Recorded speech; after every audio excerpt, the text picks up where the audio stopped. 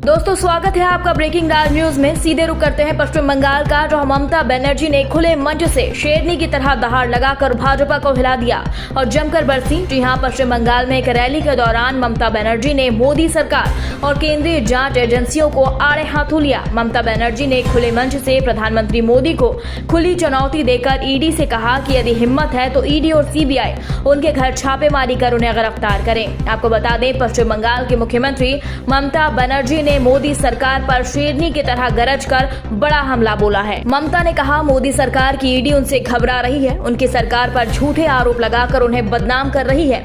इस दौरान अपनी पार्टी तृणमूल कांग्रेस टीएमसी पर लगे भ्रष्टाचार के आरोपों को लेकर बीजेपी पर ममता हमलावर रही।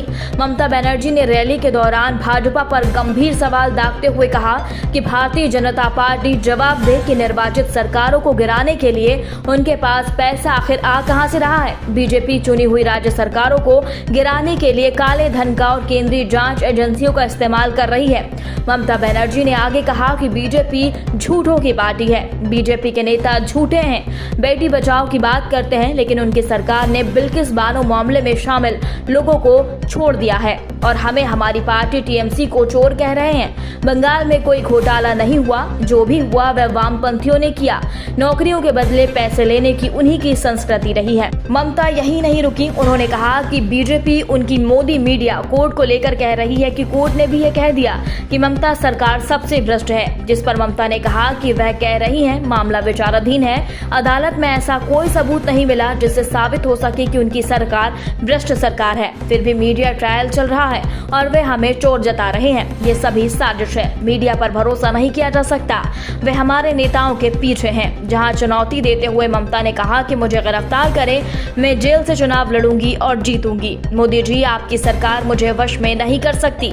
अगर मैं बहुमत के साथ सत्ता में नहीं होती तो मोदी सरकार मेरी भी जुबान कटवा देती, क्योंकि मोदी सरकार महिला विरोधी है। मैं महिला हूं, इसीलिए मुझे परेशान किया जा रहा है।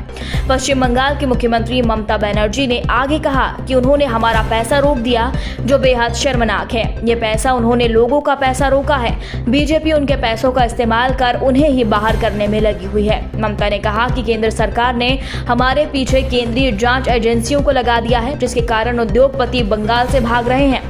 ममता ने कहा कि ईडी सीबीआई के साथ अधिकतर जांच एजेंसियों ने उद्योगपतियों के घर छापेमारी की है और पैसों की उगाही कर उन्हें देश के बाहर करने में लगे हुए हैं। व्यापारियों पर दबाव बनाया जा रहा है कि वे टीएमसी प्रमुख ममता बनर्जी का नाम ले दें। वे कह रहे हैं कि ममता बनर्जी परिवार ने पैसा और संपत्ति बनाई है। मैं उनसे कहती हूं कि भारत में जांच एजेंसियों के नाम पर मोदी आतंक न फैलाएं। बंगाल ही नहीं, पूरा भारत ममता और टीएमसी का परिवार है और भारत माता ममता बनर्जी की मां है। वह कहते हैं कि ममता बनर्जी परिवार ने पैसा और संपत्ति बनाई। मैं उनसे कहती हूं, भारत में जांच एजेंसियों के नाम पर मोदी आतंक न फैलाएं। बंगाल ही नहीं, पूरा भारत ममता बनर्जी और टीएमसी का परिवार है और भारत मां हमारी माता है। बंगाल की तरक्की के सूत्रधार व्यापारियों को परेशान करोगे तो तुम्हें कहीं का भी नहीं छोड़ेंगे।